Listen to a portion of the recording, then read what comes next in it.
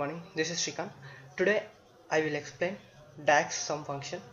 Okay, I am already entered some data. See this data: Shrikant, Saket, Lakshmi, and Srinivas. So I need to show totals. So just I click measure. Just type sum. Okay. See this. Add all the numbers in a column. So it means this sum function is working only numbers. So I choose number column. Next I close this tab. Okay, let's see. Once you check this function, okay, I am select one table, and next one I select this measure.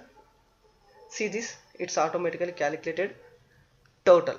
Okay, once you check this 5,000 and 1,000, 6,000 and 2,000, 8,000 plus 3,000, 11,000. So it's showing 11,000. Okay friends, thank you friends. Please subscribe our channel Lakshmi Skills.